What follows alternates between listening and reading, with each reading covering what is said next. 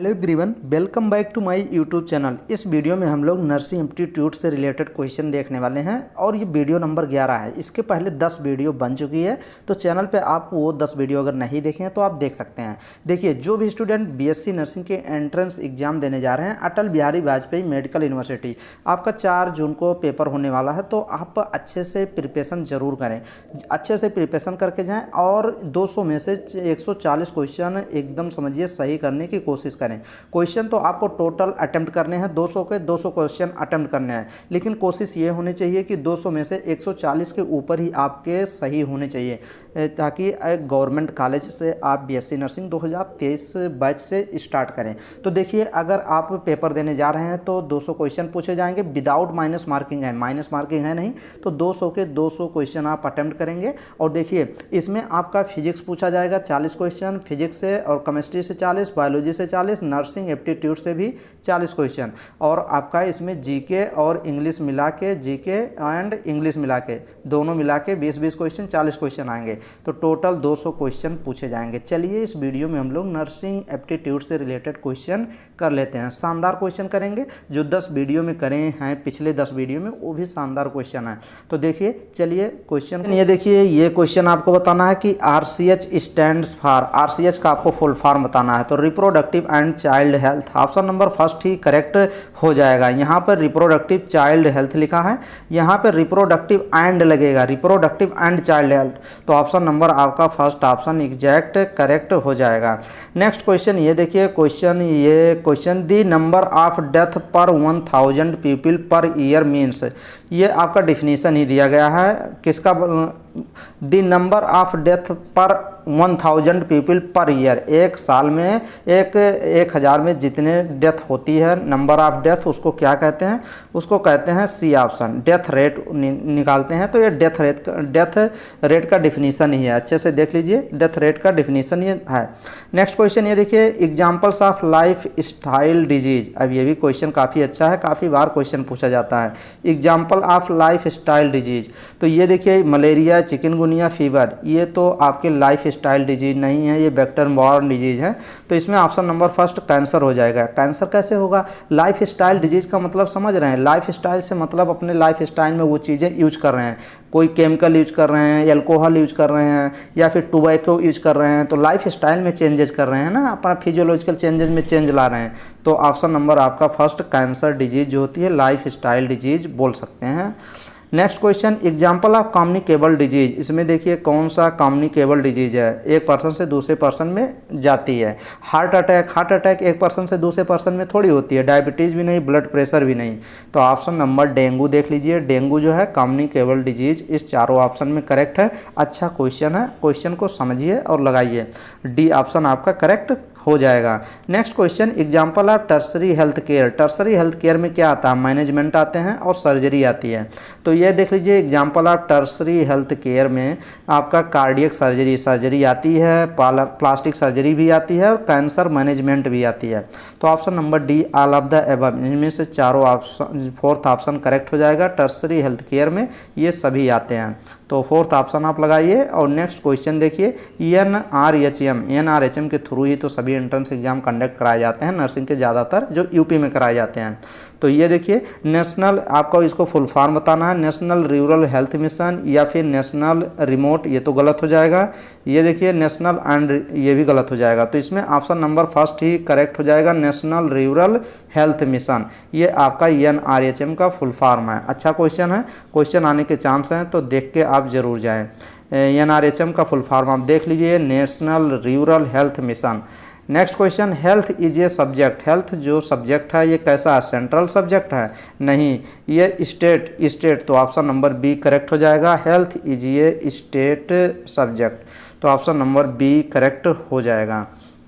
Next question ये देख लीजिए, जननी शिशु सुरक्षा कार्यक्रम is a new initiative launched in which year, जो आपका एक ये क्या चलाया गया था, जननी जो शिशु सुरक्षा कार्यक्रम चलाया गया था, न्यू इनिशिएटिव लॉन्च किया गया था, किस ईयर में लॉन्च किया गया था ये बताना है आपको। तो JSS के जननी शिशु सुरक्षा कार्यक्रम, तो जो इनिशिएट किया गया था, ये देखिए फर्स्ट ऑप्शन 2011 से ही शुरू किया गया था। तो ऑप्शन नंबर आप फर्स्ट ऑप्शन करेक्ट लगाएंगे इस भी क्वेश्चन को। ये देखिए ये भी क्वेश्चन काफ़ी अच्छा क्वेश्चन है और इसका फुल फॉर्म आपको ही बताना है। आयुष स्टैंड फॉर, ए से क्या हो जाएगा आयुर्वेदा, आई से आयु, वाई से क्या हो जाएगा, ये देखिए all youth and usual state health, ये तो गलत हो जाएगा। ये देखिए ए से आयुर्वेदा हो जाएगा, वाई से योगा एंड न्यूरोपैथी हो जाएगा, यू से यूनानी हो जाएगा और यस से सिद्धा हो जाएगा और यच से होम्योपैथी हो जाएगा। भाई पहले यूपी में ना आयुष के थ्रू एंट्रेंस एग्जाम होते थे आयुष के नाम से, जैसे सीपी नेट होता है, सीपीपी नेट सेफाई में होता था, वैसे आयुष होता था। उसमें बीएचएमएस है और ये देखिए ये इसमें होम्योपैथी है, फिर बीएमएस है, यूनानी है, योगा है, ये सब कोर्स कराए जाते थे।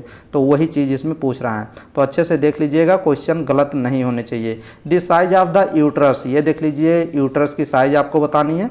तो यूट्रस की साइज कितनी होती है 7.5 सेंटीमीटर, 5 सेंटीमीटर, 2.5 सेंटीमीटर ये लेंथ है, ये आपका 2.5 थिकनेस है। तो ये आप अच्छे से देख लीजिए, ये ऑप्शन बी आप करेक्ट लगाएंगे, 5 सेंटीमीटर और 2.5 सेंटीमीटर। तो ये देख लीजिए यहाँ पे ये भी सही हो जाता है एकदम, ये आपको सही दिख रहा होगा, लेकिन यहाँ एमएम में लिखा है, यहाँ सेंटीमीटर में है। देखिए सेंटीमीटर में ही होना चाहिए। नेक्स्ट क्वेश्चन देखिए, the type of nerve responsible for flight और फाइट रिस्पॉन्स इज, इसमें पूछ रहा है कौन सा नर्व जो होता है रिस्पॉन्सिबल होता है फॉर किसके लिए, फ्लाइट और फ्लाइट या फ्लाइट रिस्पॉन्स के लिए। तो ये होता है आपका सिंपैथेटिक जो नर्वस होता है, यही रिस्पॉन्सिबल होता है सिंपैथेटिक नर्वस सिस्टम। क्योंकि सिंपैथेटिक नर्वस सिस्टम देखिए, आप कोई भी फ्लाइट और फाइट कर रहे हैं ना, अब अगर आप इमरजेंसी में हैं, मान लीजिए आप रास्ते में जा रहे हैं, आपको कोई दौड़ा लेता है जानवर, तो वहाँ पे सिंपैथेटिक नर्वस ही वर्क करने लगता है। तो ऑप्शन नंबर इसलिए सी ऑप्शन आपका करेक्ट हो जाएगा। ये क्वेश्चन देखिए, pernicious anaemia is caused bye, pernicious anaemia एक बीमारी है, पर्नीशियस एनीमिया ब्लड से रिलेटेड बीमारी है, ब्लड में क्या कमी हो जाती है। Pernicious anaemia is caused bye vitamin A, iron, niacin, vitamin B12। तो विटामिन B12 की अगर डिफिशियंसी हो जाती है तो पर्नीशियस एनीमिया हो जाता है। तो ऑप्शन नंबर आप डी करेक्ट लगाएंगे और नेक्स्ट क्वेश्चन की तरफ बढ़ेंगे। देखिए, the formation and excretion of urine, the formation and excretion, अगर जो यूरिन बन रहा है, फॉर्मेशन हो रहा है, जो एक्सक्रीट हो रहा है, तो उस यूरिन का less than 500 ml, less than 500 ml in 24 hours is term as, अगर एक दिन में 24 घंटे में 500 ml यूरिन से कम एक्सक्रीशन या फॉर्मेशन हो रहा है तो उसको क्या बोलेंगे, उसको ओलिगोयूरिया बोलते हैं, एलिगूरिया। तो ये देखिए पॉलीयूरिया नहीं बोलेंगे, ना एन्यूरिया बोलेंगे, ना पायूरिया बोलेंगे, ये बोलेंगे ओलिगोयूरिया बोलेंगे। तो ऑप्शन नंबर इसमें सी ऑप्शन करेक्ट हो जाएगा। अच्छे से देख लीजिएगा। What is the meaning of community, community की मीनिंग क्या है। कम्युनिटी का मीनिंग जो होता है एक टू कम टुगेदर नहीं, टू पार्टिसिपेट टुगेदर नहीं, टू सर्व टुगेदर। ये ऑप्शन नंबर आपका कौन सा ऑप्शन, सी ऑप्शन करेक्ट हो जाएगा। कम्युनिटी का डिफिनीशन ये है, C option, to serve together. Next question ये देखिए, ये pregnant lady gains weight from, अगर एक प्रेग्नेंट लेडी है तो वो कितना गेन वेट करती है, तो कितना गेन, भाई प्रेग्नेंट होंगे, कोई भी औरत है प्रेग्नेंट होगी तो जो उस बच्चा रहेगा तो बच्चे का कुछ भी वेट रहता है ना, फिर उसके बाद कुछ उसके फैट कुछ बढ़ते हैं, मतलब कुछ स्ट्रेचेबल बढ़ते हैं, कुछ चीज़ें बढ़ती हैं, हार्मोनल चेंजर होते हैं शरीर में ना, तो शरीर का वेट बढ़ता है। तो pregnant lady gains weight from 9 to 12 kg, weight बढ़ जाता है प्रेग्नेंट वोमेन का वेट 9 to 12 kg बढ़ता है। तो ऑप्शन नंबर सी लगाएंगे, अच्छा क्वेश्चन है। नेक्स्ट क्वेश्चन ये देखिए, normal pregnancy period in human being, अब आपको बताना है कि नॉर्मल प्रेगनेंसी पीरियड कितना होता है। तो पीरियड 9 मंथ आपका पूरा प्रेगनेंसी पीरियड्स होते हैं 9 मंथ। अब 9 मंथ यहाँ तो दिया नहीं गया है, यहाँ पे डेज में दिया गया है, तो 280 डेज आप लगाएंगे पूरा pregnancy periods normal pregnancy period होता है, कोई कॉम्प्लिकेशन नहीं हो रहा है। तो अब की बात ये हो रही है, तो 280 दिन होता है। ये देखिए MMR स्टैंड फॉर, MMR का पूरा आपको फुल फॉर्म बताना है। MMR मैटरनल मोर्टिलिटी रेट, तो ये मदर्स मोर्टिलिटी रेट, ये मैटरनल मेंस्ट्रुएशन रेट। तो ऑप्शन नंबर फर्स्ट ही करेक्ट हो जाएगा। इसमें देखिए लग रहा सभी एकदम सही हैं, सब ऑप्शन एकदम कन्फ्यूजन क्वेश्चन ये बनाया गया है। अगर EMR दे दिया और आपको पता नहीं है EMR का फुल फॉर्म, तो आप 100% ये क्वेश्चन आप गलत कर जाएंगे। कभी आप मैटरनल मोर्टेलिटी रेशियो सोचेंगे, कभी मैटरनल मेंस्ट्रुएशन रेट सोचेंगे, कभी मदर्स मोर्टेलिटी रेट सोचेंगे, लेकिन आपको सोचना क्या है, मैटरनल मोर्टेलिटी रेट। तो option number first option correct हो जाएगा। नेक्स्ट क्वेश्चन ये आप देख लेंगे, इसका थोड़ा सा आपको क्लेरिफाई किया गया है, एक्सप्लेन किया गया है। व्हाट डज ये कंट्रासेप्टिव प्रिवेंट। देखिए कोई भी कंट्रासेप्टिव यूज किए जाते हैं, तो कंट्रासेप्टिव यूज क्यों किया जाता है। कंट्रासेप्टिव काफ़ी कंट्रासेप्टिव आते हैं, पिल्स के रूप में आती हैं, दवा के रूप में आती हैं। तो ये सब जो दवा आती हैं ना, ये फर्टिलाइजेशन को क्या करती हैं, प्रिवेंट करती हैं। जो ओवम और स्पर्म का जाके मिलते हैं वहाँ पे एम्पुलरी स्टमक जंक्शन पे, तो वो उसी को ये क्या करती हैं, प्रिवेंट करती हैं। कभी स्पर्म की मोटिलिटी को डाउन कर देती हैं, कभी ऐसे ऐसे, कभी वहाँ का जो चेंज होता है, एरिया होता है वहाँ का चेंज कर देती हैं, म्यूकस थिक बना देती हैं। तो फर्टिलाइजेशन को ही प्रिवेंट करती हैं कंट्रासेप्टिव, जितने भी कंट्रासेप्टिव होते हैं। तो ऑप्शन नंबर आप फर्स्ट एग्जैक्ट लगा देंगे। अच्छा क्वेश्चन था। नेक्स्ट क्वेश्चन चलिए देखते हैं। ये देखिए, ये क्वेश्चन पिछली बार तो एम्बुलेंस का नंबर ही पूछ लिया था। जब आप जो भी student Atal Bihari Vajpayee medical university 2022 में entrance exam BSc nursing conduct कराई, तो उसमें एम्बुलेंस का इमरजेंसी नंबर पूछ लिया। इमरजेंसी नंबर तो 108 होता है। देखिए यूपी में 108 चलती है और 102 चलती है। 108 इमरजेंसी के लिए होती है, 102 जो होता है ये प्रेग्नेंट वोमेन जो होती हैं उनको और न्यूनेटल बच्चे के लिए ये चलाई जाती हैं 102। तो ये डायरेक्ट पूछा गया था क्वेश्चन इमरजेंसी। ये देखिए आप देख सकते हैं 108 माइनस बाई 108 जो ये एम्बुलेंस चलाई जाती है, मैनेज किसके द्वारा किया जाता है, EMRI के द्वारा, emergency management and research institute के द्वारा मैनेज किया जाता है। Across more than 10 state in India, India में 10 स्टेट में लगभग ये एम्बुलेंस चलती हैं। एक क्वेश्चन एक बार ये भी पूछा गया था, तो ये थोड़ा देख लीजिएगा। एक बार पूछा था, ये नाम पूछ लिया था, डॉक्टर AP रंगा राव।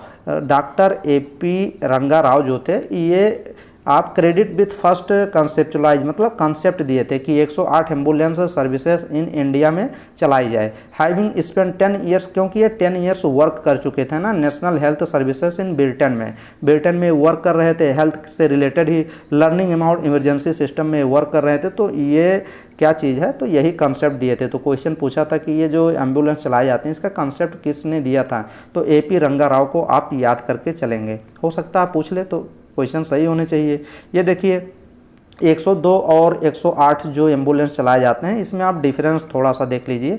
108 जो चलाया जाता है एम्बुलेंस सर्विस प्रोवाइड करता है अवेलेबल 24 आवर्स, 7 दिन 24 आवर्स, मतलब 24 घंटे ये सेवा प्रोवाइड करती है। And provide emergency medical services to anyone who need them regardless of their medical condition. In contrast the 102 ambulance services is only available to pregnant womens and infant. जो छोटे बच्चे होते हैं, जब बच्चा पैदा होता है तो उनको इन्फेंट्स ही बोलते हैं उस बच्चे को।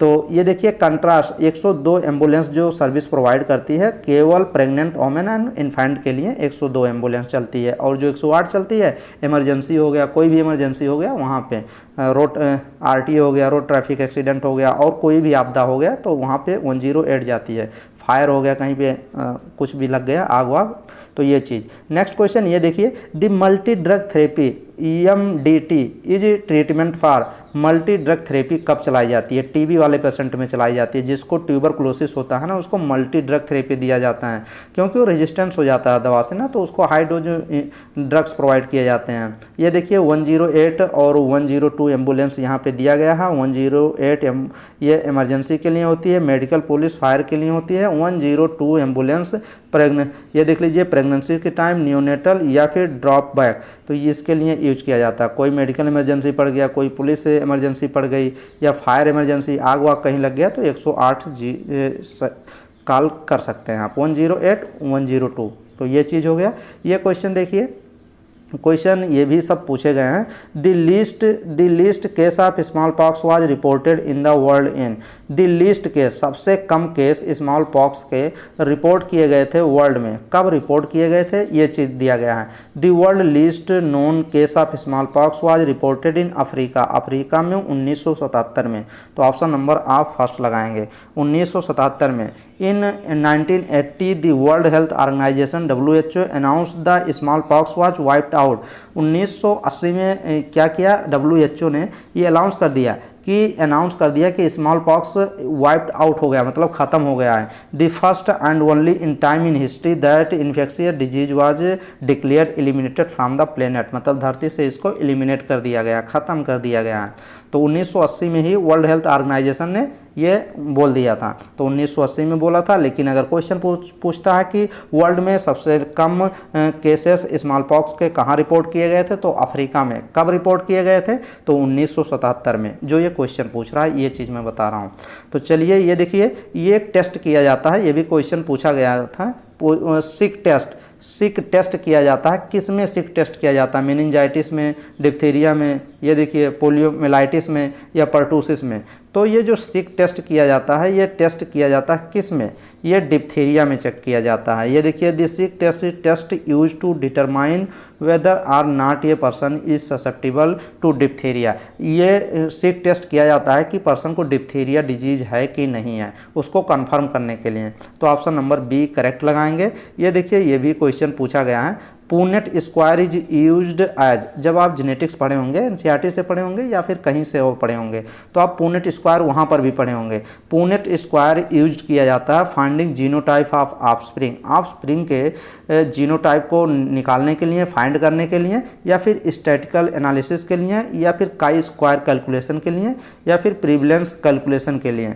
तो Punnett square is diagram that use to predict on outcome of ये पर्टिकुलर क्रॉस एक्सपेरिमेंट होता है। It gives probability only a genotype not a phenotype, केवल जीनोटाइप को निकालने के लिए किया जाता है, फिनोटाइप को नहीं।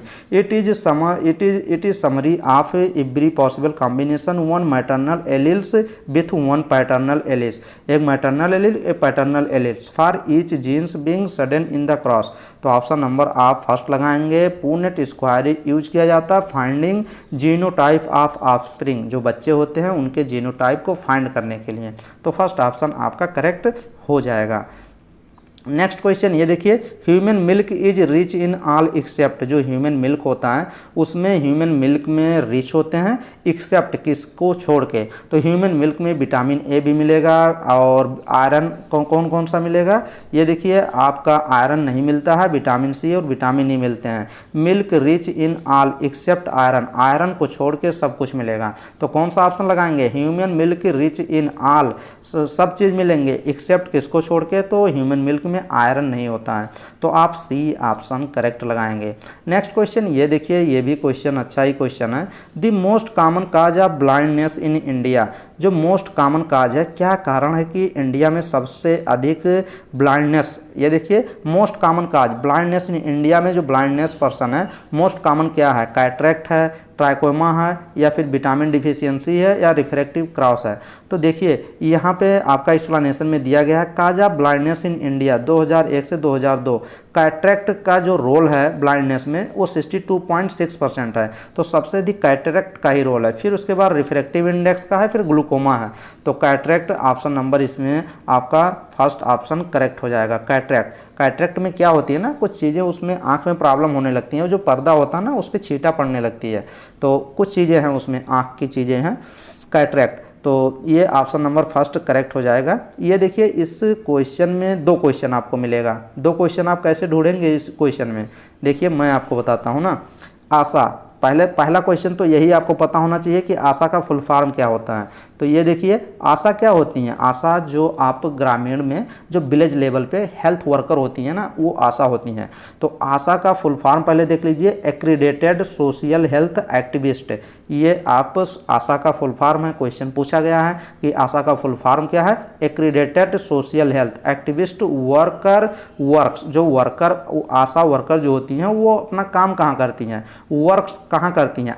कम्युनिटी लेवल पे करती हैं या फिर विलेज लेवल पे या फिर पीएचसी प्राइमरी हेल्थ केयर पे करती हैं या फिर डिस्ट्रिक्ट लेवल पे? नहीं, आशा जो होती हैं विलेज लेवल पे वर्क करती हैं। तो ऑप्शन नंबर बी करेक्ट लगाएंगे। ASHA worker work at village level under national rural health mission NRHM के थ्रू ये काम करती हैं। ASHA worker is selected for every 1000 population, 1000 population में सेलेक्ट की जाती हैं आशा। तो ये देख लीजिएगा, अच्छे से अच्छा क्वेश्चन भी है।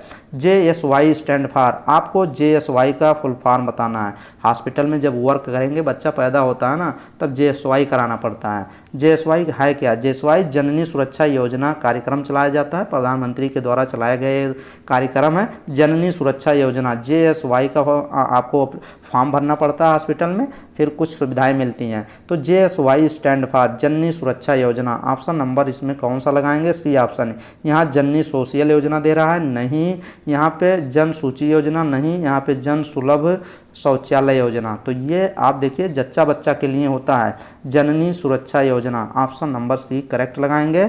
जननी सुरक्षा योजना फॉर जननी सुरक्षा योजना अंडर NRHM के थ्रू, NRHM के अंडर में ही आता है। Start in 2005। ये देखिए क्वेश्चन और आपका बन गया। जननी सुरक्षा योजना कब स्टार्ट किया गया था? 2005 में। फॉर रिड्यूसिंग, क्या कम करने के लिए? Maternal and infant mortality rate. जो मैटरनल होती हैं, प्रेग्नेंट महिलाएं होती हैं और या मम्मी को और बच्चे को, इन्फेंट्स को, मोर्टिलिटी मरने की दर को कम करने के लिए ये स्कीम चलाई गई थी। और increasing the number of institutional deliveries, और जो मतलब ये इसलिए चलाया गया था जननी सुरक्षा योजना, कुछ लाभ भी दिया जाता है। तो लाभ जब दिया जाएगा तो फिर ये भी सोचेंगे, जो प्रेग्नेंट महिलाएं होती हैं सोचती हैं कि लाभ मिल रहा है तो इंस्टीट्यूशनल डिलीवरी कराई जाए, मतलब हॉस्पिटल में डिलीवरी कराई जाए। पहले क्या था? पहले गांव ग्रामीण में ये डिलीवरी हो जाती थी। तो इसीलिए सब कार्यक्रम चलाए गए हैं, लालच बस ही जाके लेकिन हॉस्पिटल में डिलीवरी कराएं, क्योंकि हॉस्पिटल में कराएंगे कोई भी कॉम्प्लिकेशन होता है तो वहाँ पर तुरंत इक्विपमेंट सब रहते हैं ना, सब दवा दर्पण सब हो जाता है। इस हिसाब से ये देखिए, इन HIV maximum risk for transmission is by, in HIV में मैक्सिमम रिस्क होता है ट्रांसमिशन। देखिए किसी पर्सन को HIV एड्स है, HIV मतलब वही एड्स ही, HIV वायरस होता है ना, HIV है, किसी पेशेंट को HIV पेशेंट है, तो रिस्क होता है ट्रांसमिशन सबसे अधिक की होमोसेक्सुअलिटी वो करे तब हो सकता है, नहीं, सबसे अधिक होता है ब्लड ट्रांसफ्यूजन। ब्लड अगर मिलता है, देखिए आप अगर हॉस्पिटल में आप वर्क करते हैं किसी भी हॉस्पिटल में, तो वहाँ HIV पेशेंट हर एक वार्ड में मिलते हैं, किसी वार्ड में नहीं है लेकिन हर एक वार्ड में, आपको पल्मोनरी में जाइए, मेडिसिन में जाइए, कहीं आपको वार्ड में मिलते हैं। वो उनको अलग रखा जाता है और उनके जो बेड साइड होता है वहाँ पे एक टैग लगा दिया जाता है कि ये HIV पेशेंट है, तो ध्यान से उनका ट्रीटमेंट करना रहता है, ग्लव्स लगा के, मास्क लगा के, सब कुछ। तो देखिए ऐसा नहीं है कि उनसे जाके आप हाथ मिलाएंगे तब भी एड्स हो जाएगा, ऐसा नहीं है।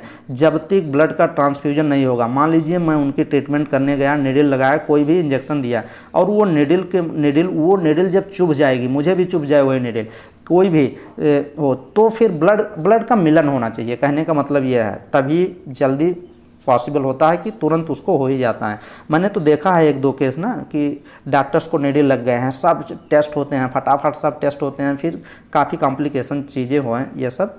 तो देखिए maximum risk of transmission if HIV infected with infected blood and blood product, blood रहे या ब्लड प्रोडक्ट क्या, जैसे प्लाज्मा हो गया। Most common mode of transmission HIV sexual route heterosexual is more than homosexual से ज़्यादा तो हेट्रोसेक्सुअल ही है। तो इसमें ऑप्शन नंबर आप ब्लड ट्रांसफ्यूजन लगाएंगे और नेक्स्ट क्वेश्चन की तरफ आप मूव करेंगे। कॉजेटिव ऑर्गेनिज्म ऑफ एड्स, देखिए अब आपको बताना है कि जो एक्वायर्ड इम्यूनोडिफिशियंसी सिंड्रोम एड्स होता है, इसका कॉजेटिव एजेंट क्या है, कॉजेटिव ऑर्गेनिज्म कौन है, कौन एड्स करता है। पैरामिक्सो वायरस होता है क्या? फर्स्ट ऑप्शन कह रहा है नहीं। आर्थोमिक्सो वायरस होता है क्या? रैबिडो वायरस होता है नहीं। रिट्रो वायरस आप एकदम रट के चलिए भाई, ये retro virus. AIDS is caused by HIV, HIV का फुल फॉर्म तो आपको पता ही होगा, ह्यूमन इम्यूनो डिफिशियंसी वायरस होता है। HIV का फुल फॉर्म भी क्वेश्चन पूछा गया है।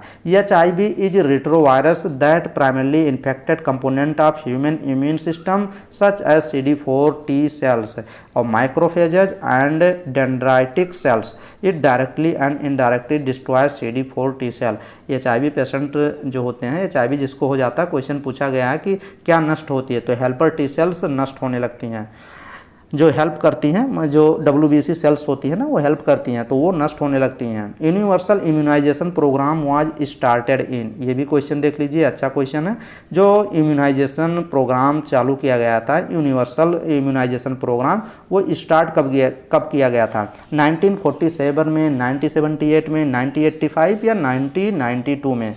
तो ये शुरू किया गया था। ये देखिए इसमें आपको लिखा गया universal immunization programme, vaccination programme. Immunization में क्या किया जाता है? वैक्सीन ही लगाए जाते हैं। Launch by the government of India 1985 में, तो ऑप्शन नंबर आप सी लगाएंगे। इसमें देखिए क्या चीज़ें और कुछ समझ लीजिए। It became a part of child survival and safe motherhood programme 1992 में, ये भी देख लीजिए क्या कब चलाया गया था? Child survival and safe motherhood programme 1992 में चलाया गया था। And it's currently one of the key area under national rural mission के अंडर में ये सब आते हैं, इसके थ्रू चलाया गया था 2005 में। The programme consist of vaccination for 7 disease, ये जो चलाया गया था ना, 7 बीमारियों की वैक्सीन के लिए चलाया गया था, जैसे ट्यूबरक्लोसिस हो गया, डिप्थीरिया हो गया, परटूसिस हो गया। परटूटिस को वूपिंग कफ भी बोलते हैं, परटूसिस को। परटूसिस का दूसरा नाम क्या है? Whooping cough. और टिटनस के लिए, पोलियोमिलाइटिस के लिए, मीजल्स के लिए और हेपेटाइटिस बी, 7 डिजीज के लिए ये प्रोग्राम कंसिस्ट किया गया था। तो ऑप्शन नंबर इसमें तो आप समझ गए, सी ऑप्शन लगा देंगे। In which year was mid day meal programme started, जो मिड डे मील प्रोग्राम चलाया जाता है ना, जो प्राइमरी स्कूल में देखे होंगे, मिड डे मील प्रोग्राम चलता ही है। किसके लिए चलता है? बच्चों के लिए, कि बच्चों को ग्रोथमेंट के लिए चलता है। थोड़ा लालच मिलेगा, बच्चे आएंगे, पढ़ने आएंगे और खाएंगे। लेकिन क्या है यार, मतलब मिड डे मील तो ये समझिए कि इतनी क्वालिटी डाउन कर दी है प्राइमरी स्कूल में। ये सिर्फ यूपी का खेल है, यूपी में ये सब कहानियाँ हैं। और जगह आप जाएंगे और स्टेट में ना, अच्छे स्टेट में जाएंगे तो वहाँ मिड डे मील में VIP खाना मिलता है। तो यहाँ चलिए क्वेश्चन की बात करते हैं। In which year was mid day meal programme start कब किया गया था? Mid day meal programme was started in 1961। तो ऑप्शन नंबर कौन सा करेक्ट लगाएंगे? बी ऑप्शन, 1961 में mid day meal programme start किया गया था, 1961 में। तो अच्छा क्वेश्चन है, पूछा भी जा सकता है। ये देखिए, administration of readymade antibiotic created, ये क्वेश्चन अगर आप पढ़े होंगे, ह्यूमन हेल्थ एंड डिजीज जब पढ़ेंगे ना, तो वहाँ पे क्वेश्चन है। ये देख लीजिए, एडमिनिस्ट्रेशन ऑफ रेडीमेड एंटीबायोटिक, जो एंटीबायोटिक रेडीमेड होता है, वो जो एडमिनिस्ट्रेशन किया जाता है, वो क्रिएट क्या किया जाता है? एक्टिव एक्वायर्ड इम्यूनिटी नहीं, जो रेडीमेड मिलता है ना, उसको क्या बोलते हैं? उसको पैसिव एक्वायर्ड बोलते हैं। पैसिव एक्वायर्ड, पैसिव नेचुरल नहीं बोलते हैं, पैसिव एक्वायर्ड बोलते हैं। बनी बनाई मिल जाती है एंटीबॉडी, जैसे IgA देखिए मिल जाती है, कोलेस्ट्रम से मम्मी से मिल जाती है, वो तो बनी बनाई है ना, पैसिव एक्वायर्ड इम्यूनिटी है वो। तो ऑप्शन नंबर कौन सा? बी ऑप्शन आप करेक्ट लगाएंगे इस क्वेश्चन का। नेक्स्ट क्वेश्चन ये देख लीजिए, international AIDS day is celebrated on, ये क्वेश्चन मैंने काफ़ी बार सेलेक्ट किया है ना, तो चलिए एक बार और देख लीजिए। World's AIDS day observe on 1 December, तो ऑप्शन नंबर डी लगाएंगे।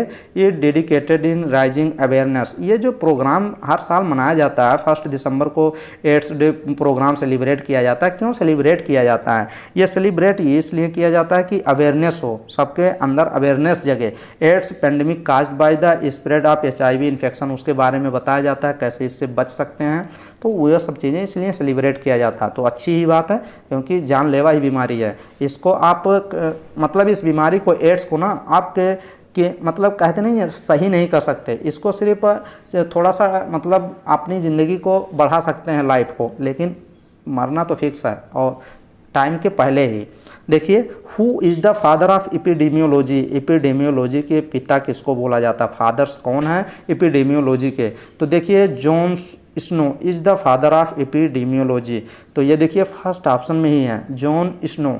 तो जॉन स्नो आप लगाएंगे option number first, father of epidemiology Jon Snow, तो जॉन स्नो आप लगाएंगे।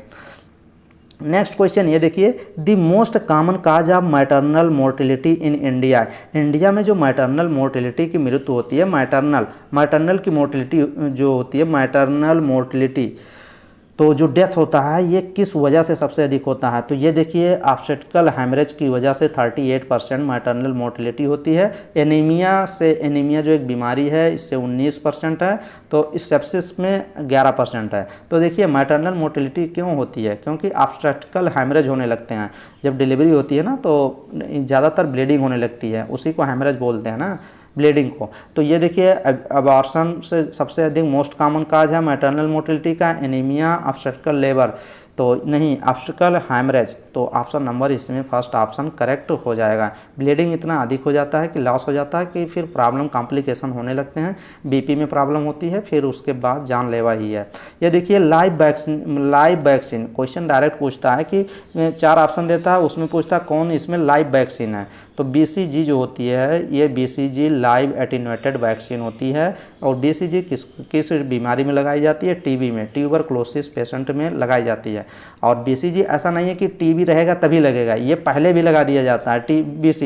BCG का टीका लगता नहीं है बच्चों में, जैसे ही बच्चा पैदा होता है 24 घंटे के अंदर उसको BCG टीका लगाया जाता है। क्यों लगाया जाता है? कि बच्चा पहले उसके अंदर एंटीबॉडी बन जाए कि वो कभी टीबी का बीमार ना हो, टीबी पेशेंट ना हो। तो टीबी का डोज वाइज लगता है, first dose, second dose, third dose, तो ऐसे लगते हैं। बूस्टर डोज भी लगता है। ये देखिए, dots is used in the treatment of. Dots का पहले फुल फॉर्म ही आपको पता होना चाहिए कि डॉट्स का फुल फॉर्म क्या होता है। तो ये देख लीजिए, डॉट्स का फुल फॉर्म यहाँ लिखा गया है, directly observe treatment short course, ये है।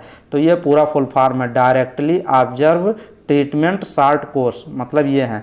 इसमें क्या किया जाता है ना, जो टीबी वाले पेशेंट होते हैं, ट्यूबरक्लोसिस में डार्ट्स यूज किए जाते हैं। जो ट्यूबरक्लोसिस पेशेंट होते हैं उसमें डायरेक्टली ऑब्जर्व किया जाता है, ट्रीटमेंट किया जाता है शॉर्ट कोर्स के लिए। In the name of given World Health Organization recommended tuberculosis control strategy.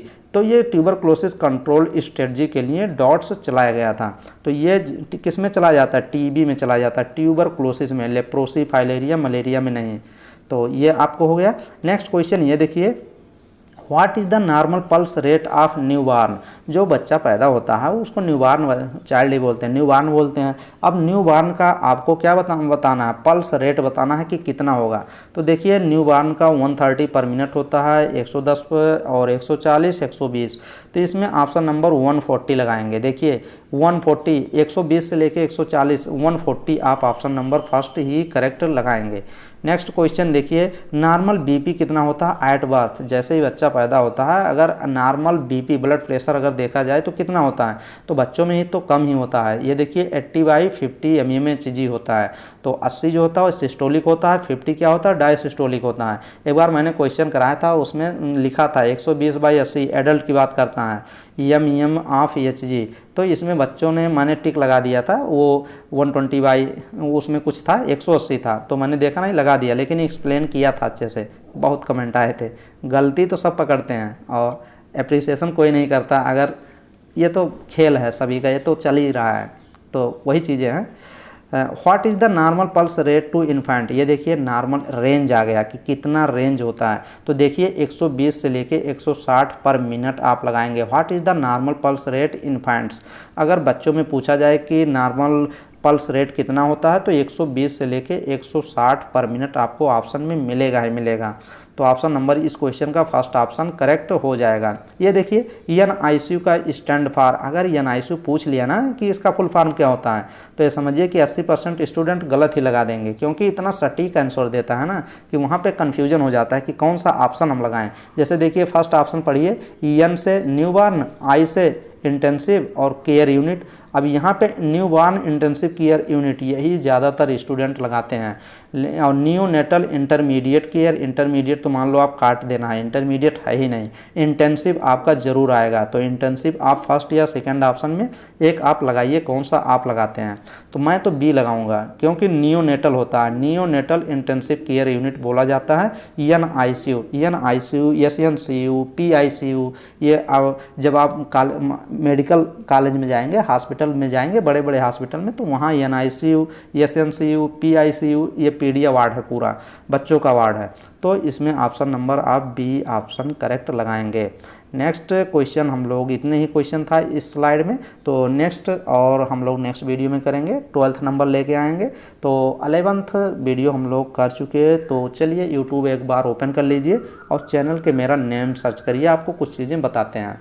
तो ये देख लीजिए यूट्यूब पे आप मेरे चैनल को सर्च कर लीजिए, CET NEET चैनल मेरे चैनल का नेम है। जैसे ही आप यूट्यूब पे सर्च करेंगे आपको ये लोगो मिल जाएगा, इसी लोगो पे आपको क्लिक करना रहता है। जैसे ही लोगो पे क्लिक करेंगे आप देखिए मेरे चैनल का कवर फोटो है ये, और मेरे चैनल पे देखिए 38,000 सब्सक्राइबर कंप्लीट हुए हैं जल्दी, और 13 मतलब 1300 प्लस वीडियो, 1300 वीडियो मैं अपलोड कर चुका हूँ, 1300 के ऊपर ही है।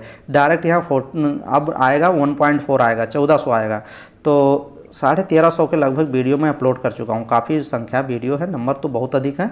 अब वीडियो को आपको रिवाइज कैसे करना है, देखिए पैरामेडिकल का ये देखिए अभी मैंने ये डाला था, तो ये आप वीडियो देख सकते हैं। ये देखिए यहाँ से आपको वीडियो रिवाइज करना है। होम पेज आपको दिख रहा होगा, video, home page, video, short, live और प्लेलिस्ट। इसी प्लेलिस्ट ऑप्शन पे आपको क्लिक करके सभी वीडियो आपको रिवाइज करनी है। यहाँ पे आपको जो मैं प्लेलिस्ट में ऐड किया हूँ वीडियो, वो सब आपको मिलेंगी। ये देखिए केमिस्ट्री मॉडल, ये देखिए सब जीके के मैंने 6-7 वीडियो करा दिया है, और नर्सिंग एप्टीट्यूड के 10 वीडियो करा दिए हैं। इसमें 8 ऐड किया है, अभी 10 भी कर देंगे, 2 वीडियो बाकी है, इसमें ऐड कर देंगे। तो ऐसे ऐसे आप प्लेलिस्ट वाइज सभी वीडियो आप रिवाइज कर लीजिए। फिजिक्स, केमिस्ट्री, बायोलॉजी तो अच्छे से स्टांग करके जाइए, नहीं तो फिर सिलेक्शन रुक जाएगा, क्योंकि नर्सिंग एप्टीट्यूड के क्वेश्चन तो आप वैसे भी कर ले जाएंगे, नर्सिंग एप्टीट्यूड जीके के कर ले जाएंगे। गलत कहाँ करेंगे, फिजिक्स में, केमिस्ट्री में, बायोलॉजी में, और वो भी एकदम सिंपल क्वेश्चन गलत करेंगे। ऐसा क्वेश्चन गलत करेंगे ना कि बाद में हंसी आएगी, सोचेंगे कि यार इतना सिंपल क्वेश्चन गलत कैसे हो सकता है, जब नेक्स्ट ईयर आप पढ़ाई करेंगे। तो वही चीज़ है, तो इस ईयर आपको सिलेक्शन होना चाहिए, और छोटी छोटी गलतियां नहीं करनी है एग्जाम में। अच्छे से हर एक कॉन्सेप्ट को, छोटे क्वेश्चन को तो और अच्छे से देखना चाहिए। देखिए आप छोटे क्वेश्चन को तो अच्छे से देखेंगे नहीं, बड़े क्वेश्चन को खूब अच्छे से देखेंगे। बड़ा क्वेश्चन वहाँ आ गया, वो गलत करने की पॉसिबिलिटी ज़्यादा है, तो बड़े क्वेश्चन तो वहाँ गलत सबके होंगे, लेकिन अगर आप छोटे क्वेश्चन मतलब भी गलत करेंगे तो आप सिलेक्शन से बहुत बाहर चले जाएंगे। तो पहले छोटे क्वेश्चन को आप बनाने की सोचिए, बड़ा क्वेश्चन तो सभी गलत करेंगे, आप भी गलत कर देंगे तो रैंक इतना इधर उधर नहीं होगा। लेकिन अगर एक छोटा क्वेश्चन आप गलत कर दिए ना, तो आप रैंक से ही बहुत बाहर चले जाएंगे। तो ये चीज़ है। और टॉप में करना है तो आपको सब करने हैं, आपको इजी क्वेश्चन करना है, और मॉडरेट भी करने हैं, और टफ भी क्वेश्चन। लेकिन टॉप क्या करोगे, टॉप नहीं मुझे चाहिए, मुझे बस सिलेक्शन चाहिए, गवर्नमेंट, अच्छे गवर्नमेंट कॉलेज चाहिए। तो 140 के प्लस आपके क्वेश्चन सही होने चाहिए, ये एकदम आप बना के चलिए। 200 में से क्वेश्चन में 140 क्वेश्चन चाहिए ही चाहिए। तो चलिए नेक्स्ट वीडियो मिलेंगे, और बेस्ट क्वेश्चन और बेस्ट वीडियो आपको प्रोवाइड करेंगे। Thank you.